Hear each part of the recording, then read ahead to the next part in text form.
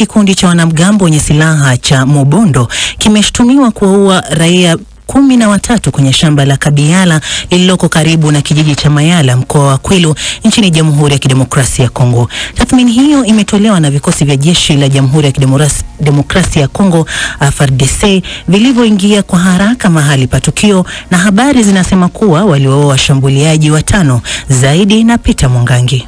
Kulingana na msemaji wa operesheni Ngemba, Kapteni Anthony Mwalushai, tathmini ya kwanza inaripoti raia 13 walishambuliwa kwa mapanga na kuuawa na waasi hao. Imearifiwa kuwa vikosi vya jeshi la Jamhuri ya Kidemokrasia ya Kongo FARDC viliingia haraka na kuwaua washambuliaji 5 na kuchukua bunduki 2 na vilevile mapanga kadhaa ya wanamgambo hao. Wakati wa mapigano, askari mmoja wa Kongo alijeruhiwa kwa risasi. Kapteni Mwalushai alisema kuwa vurugu hizi mpya zinakuja baada ya uamuzi wa wanamgambo wa Mobondo kuendelea na mashambulizi licha ya mipango ya serikali kupendelea kutatua migogoro kwa njia ya amani. FARDC ilisisitiza kujitolea kwao kurejesha amani na usalama Kwilu kulingana na misheni yao ya kuleta amani.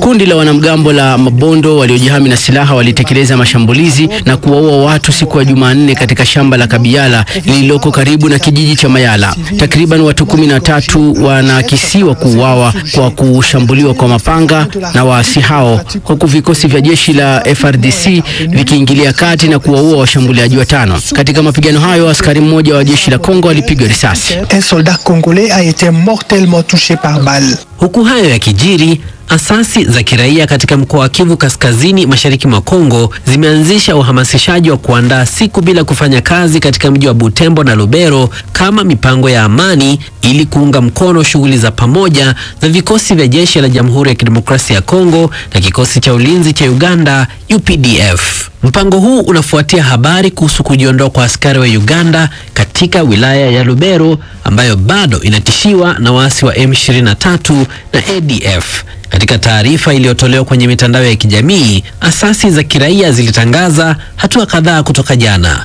Deliko Nyamwami kutoka shirika la SIDOP wilayani Lubero amejulisha pia kuhusu kuandaliwa kwa siku bila kazi katika eneo lote la Lubero, kitendo kinachokusudia kuonyesha msaada wa idadi ya watu kwa shughuli zinazofanywa na UPDF. Hakuna hata mwanamemba moja wa shirika la kiraia ama hata raia kusema anaweza unga mkono wanajeshi wa Uganda kurudi kwao. Na ndio maana jana na leo hakuna kazi yoyote yenye tafanyika ndani ya mji wa Butembo, mtaa wa Lubero, juu ya kuunga mkono hiyo operation Suja, kwamba toka UPDF FARDC waliweza ungana kufanya kazi pamoja, usalama inaingia kidogo nafasi ambayo UPDF iko na FARDC. Raia katika eneo la Lubero pia wameelezea hisia zao. Tunashuhudia mabadiliko, amani haijakaa vizuri kabisa. Ila tunawaomba kama watatuboreshea usalama, sisi wakaaji hatuombe mingi. Tangu wao wafike hapa tumepima pata amani kidogo. Tungeomba watuletee tena amani zaidi. Government ya Kongo wa ruhusu UPDF kuendelesha kazi ya kuzibia waasi wa M23 kuelekea maeneo ya Butembo, Beni. Huu muungano ukitoka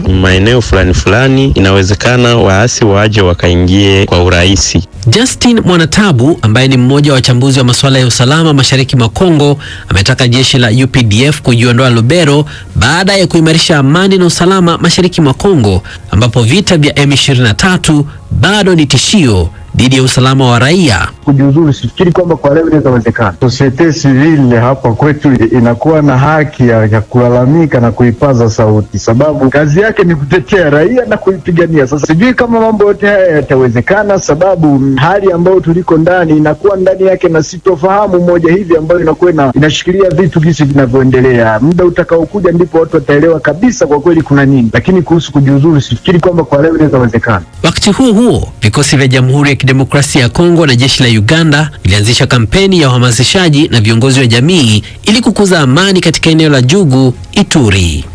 Na msikilizaji, tukisalia katika mzozo huo wa DRC, Wizara ya Mambo ya Nje ya Marekani imesema mfanyabiashara Masad Bulu atasafiri hadi barani Afrika kuangazia mzozo wa Jamhuri ya Kidemokrasia ya Kongo. Hii ikionekana kwa kubadilika kwa sera za kimataifa za utawala wa Rais Donald Trump kuhusu kushughulikia mizozo unaoondokana na desturi ya tangu jadi ya kutumwa kwa wanadiplomasia kutatua mizozo ya namna hiyo. Hamid Abubakar na maelezo zaidi.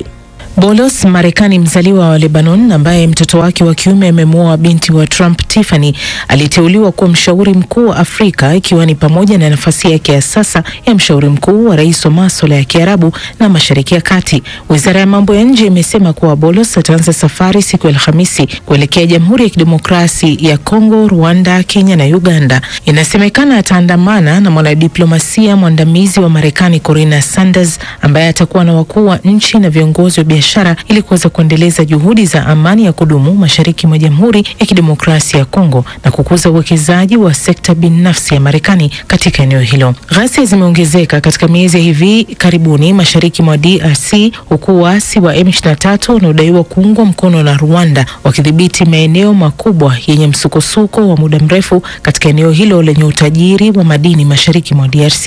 Rwanda inakanusha kuipa kundi la M23 msaada wa kijeshi, lakini ripoti ya wataalamu wa Umoja wa Mataifa inasema Rwanda ina wanajeshi karibu 4,000 mashariki mwa DRC ambao wanasaidia kundi hilo lenye silaha. Kenya ni mshirika wa jadi wa Marekani barani Afrika na imefanya kazi kwa karibu na Washington katika masuala mbalimbali katika eneo hilo. Uganda ina wanajeshi wake DRC ikishirikiana na serikali ya Kongo, lakini pia bado wanasemekana kudumisha uhusiano wa karibu na Rwanda. Uhusiano wa Uganda na Marekani umekuwa ukisuasua katika miaka hivi karibuni, huku Rais Yoweri Museveni ambaye amekuwa madarakani kwa miongo minne akiongoza msako dhidi ya upinzani na kuweka sheria kali zinazokabiliana na wapenzi wa jinsi moja. Utawala wa rais wa zamani Joe Biden ulikuwa umefanya mazungumzo ya makubaliano ya ushirikiano wa muda nchini DRC ambayo yalisambaratika. Tukisalia bado katika Jamhuri ya Kidemokrasia ya Kongo, sasa ambapo kunaendelea kwa mgogoro mashariki mwa nchi hiyo kumesababisha kupanda kwa gharama ya maisha, ikiwemo bei ya vyakula ambavyo imesababisha hali mbaya ya njaa kali kuwahi kurekodiwa nchini humo. Takriban watu milioni 28, karibia robo ya idadi ya watu wa Kongo, wanakabiliwa na uhaba mkubwa wa chakula. Hiyo ni kwa mujibu wa tathmini ya hivi karibuni iliyofanywa na shirika la Food Security Integrated Phase Classification IPC. Matasaranga na taarifa zaidi. Shirika hilo limearifu kwamba mgogoro kati ya kundi la waasi wa M23 na jeshi la serikali ya Kongo FARDC umeendelea kwa miezi kadhaa na kusababisha vifo vya zaidi ya watu 7,000 kwa mwaka 2025 pekee, huku wengine waliolazimika kuyakimbia makazi yao kufikia kiwango cha kihistoria cha milioni 7.8 ndani ya DRC na watu 101,300 kutafuta hifadhi katika nchi jirani ya Burundi, ambao ni wakimbizi wapya 70,000 na Uganda takriban wakimbizi 29,000. Katika wiki chache zilizopita M23 wameendelea kuelekea magharibi mwa jimbo la Kivu Kaskazini na kusini mwa jimbo la Kivu ya Kusini. Tangazo la kusitisha mapigano lililotangazwa na marais wa DRC na Rwanda kufuatia mkutano wao huko Doha, Qatar, Machi 18 mwaka huu, hadi sasa limeonyesha matokeo kidogo. Tofauti na ilivyosemwa, M23 haijawaondoa wapiganaji wake huko Walikali, Kivu Kaskazini, huku mapigano yakiendelea jirani na Bukavu na Uvira na Kivu ya Kusini. Baadhi ya raia katika maeneo hayo wameieleza BBC namna wanavyojikimu kimaisha. Mambo yanakuwa sio mazuri sababu usalama unakuwa ni mdogo. Ikifika saa 12 jioni, 12:30, lazima kila mtu ameshaingia nyumbani kwake, sababu kutembea usiku kwa sasa hivi hata majambazi wanaingilia watu kuanzia saa 12, saa 12:30. Kitu kingine kunakuwa ile kujichukulia sheria mikononi. Kunakuwa tatizo la huduma na benki kwa sasa hivi hazifanye kazi, vitu vimepanda bei, chakula kimepanda bei, namna ya kusafiri kutoka mjini kwenda vijijini inakuwa ni ngumu. Wakati mwingine kuna chakula ambayo inatoka vijijini kuja mjini na wale wa vijijini wanachukua vingine, baadhi ya vitu wanapeleka vijijini. Haupo poa, chakula imepanda bei na pesa pia haionekani. Yaani tunaishi tu kwa neema ya Mungu, tunapigana na maisha. Basi hakuna cha kufanya, tunateseka, watu wamekonda sababu hawali tena chakula. Vitu vimepanda bei, yani tunaishi kwa siku tunaweza kula siku mara moja, kwa siku mara moja wala mara pili, Mungu akibariki. Chakula haionekane na imepanda bei, njia zimefungwa zinazoleta chakula, lakini basi tunaishi kila siku ni masasi, tunalala ndani ya masasi, tunaamka ni masasi, ila tu basi Mungu anatuamsha.